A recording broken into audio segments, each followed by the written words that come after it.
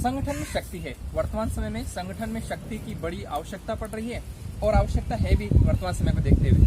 तो आइए हम सब चलते हैं इस एक छोटी सी कथा की ओर, जो कि संगठन में शक्ति का हमें प्रेरणापूर्वक ज्ञान देती है। किसी वन में एक वट वृक्ष की छाया में, पेड़ों की टहनियों पर, वट वृक्ष की टहनियों पर एक कबूतर अपनी पत्नी के साथ रहा करता था। समय के साथ उसके कुछ अंडे हुए। कबूतरी ने जब अंडों को जन्म दिया और उसी समय गर्मी के मौसम में गर्मी से व्याकुल होकर एक हाथी उसी वट वृक्ष की छाया में आकर के और वहां आकर बैठ गया।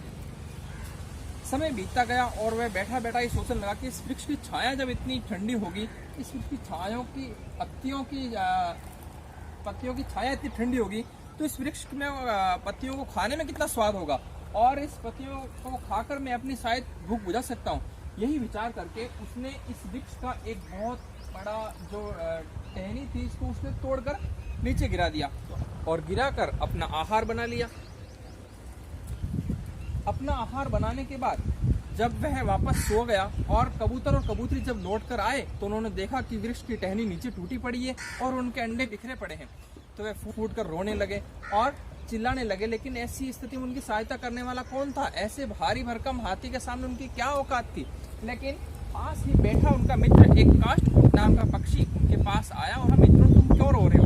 उन्होंने कहा कि देखो, हमारे अंडों को इस हाथी ने फोड़ दिए हैं और इस टहनी को तोड़कर हमारा घर बर्बाद कर दिया, हमारी तो जिंदगी तबाह कर दी इसने। और फिर क्या था? उसने कहा कि मैं आपकी सहायता कर सकता हूँ, इस वृक्ष पर आपका घर फिर से बन सकता है और इस हाथी को हम पराजय करके अपनी विजय प्राप्त कर सकते हैं। ऐसा कहने पर जब उसने कहा कि अच्छा, आप मेरी सहायता कर सकते हैं तो आइए, तो काष्ठकूट पक्षी जो है पेड़ से नीचे उतर करके उनके पास चला आता है और पास आकर कहता है कि हाँ, मैं तुम्हारी पूर्ण रूप से सहायता कर सकता हूँ। मेरी एक मित्र है जिसका नाम है मधुरका और वह मधुरका हमारी पूर्ण रूप से सहायता कर सकती है, जो इसी जंगल में रहती है। और इसी जंगल में से आने के बाद जब वे वहां पहुंची और उसने कहा कि आप इस तरह से क्यों चिल्ला रहे हैं, क्यों रो रहे हैं, तो उसने कहा कि हमारा घर तबाह हो चुका है। उसने कहा कि अच्छा, तो मेरा एक मित्र इसी तालाब में रहता है, एक मेघनाथ नाम का बड़ा अच्छा मित्र मेंढक है, वो आपकी पूर्ण रूप से सहायता कर सकता है और हम सब मिलकर के उस हाथी को, इस विशालकाय हाथी को पराजय कर सकते हैं। ऐसा कहने पर वह उस मेंढक के पास गए, सभी जन लोग मिलकर के, और मेंढक से याचना करने लगे कि हे मेंढक, हे मित्र, हे मेघनाथ नाम के मेंढक, हमारी सहायता कीजिए। इस कबूतर और इस कबूतरी के बच्चों को इस विशालकाय हाथी ने नष्ट कर दिया है, तो कृपया हमारी कुछ सहायता कीजिए।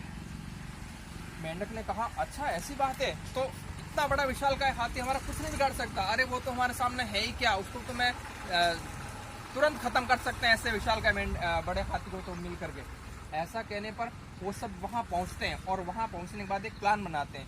उन्होंने ये निश्चय किया कि दोपहर में जब अधिक गर्मी होगी उस समय में हाथी आराम कर रहा होगा छाया में, और हे मक्खी, तुम जाकर के इसके कानों में मधुर आवाज करना, मधुर गुंजायमान करना, उससे ये हाथी मदमस्त होकर सो जाएगा। और ऐसी आवाज सुनकर इसके सो जाने पर ये काष्ठकूट नाम का पक्षी इसकी आंखों को नोच लेगा और आंखें नुच जाने के बाद जब हाथी तड़पने लगेगा और ऐसी गर्मी के कारण में प्यास से व्याकुल हो उठेगा, तो ऐसी व्याकुलता में वह प्यास की खोज में इधर उधर टकराएगा, वृक्षों से जाकर टकराएगा जंगल में। जब उसे पानी कहीं नजर नहीं आएगा तो हे मेघनाथ नाम का जो मेंढक, तुम जाकर के एक तालाब में या एक बड़े गड्ढे के अंदर अपने परिवार के साथ मधुर ध्वनि करना, ताकि वे आपकी आवाज सुन करके और वहां पहुंच सके और वहां पहुंच करके उस गड्ढे में गिर जाए। उसे पानी का वहां आभास होगा कि शायद मेंढक बोल रहे इधर पानी हो सकता है, इससे भी वहां पहुंच पाएगा और वहां पहुंचकर उस गड्ढे में गिर जाएगा और गड्ढे में गिर जाने के बाद वह मृत्यु को प्राप्त हो जाएगा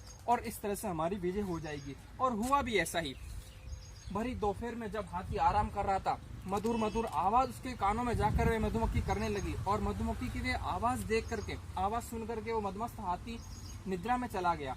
जब निद्रा में चला गया तब काष्ठकूट पक्षी ने मौका पाकर उसकी आंखों को नोच डाला। आंखें नोच जाने के बाद हाथी को दिखना बंद हो गया और दिखना बंद होते ही वह इधर उधर भटकने लगा, इधर उधर तड़पने लगा। जब तड़पता उसको प्यास लगने लगी ऐसी भीषण गर्मी के कारण, तो उस मेंढक ने अपने परिवार के साथ एक बड़े से गड्ढे में जाकर के आवाज करना शुरू किया। उनकी आवाज सुनकर के हाथी ने सोचा शायद पानी इधर ही है, तालाब इधर ही है, और वह उस गड्ढे की ओर बढ़ने लगा। मेंढकों ने आवाज और तेज की, हाथी को देखकर आता देखकर, और हाथी उस गड्ढे के अंदर गिर गया और गिर करके अंत में मृत्यु को प्राप्त हुआ। तो समझा मित्रों हम सब ने कि किस तरह से एक विशालकाय हाथी को छोटे से पक्षियों ने, पशुओं ने और एक छोटे तुच्छ जंतु मेंढक ने और मधुमक्खी ने किस तरह से मृत्यु को प्राप्त करा दिया। तो हमें भी आवश्यकता है संगठन की, शक्ति की, एकता की। तो आइए हम सबको मिलकर संगठित करें, एकता के साथ रखें और अपने परिवार की रक्षा करें, अपने समाज की रक्षा करें और अपने देश की रक्षा करें।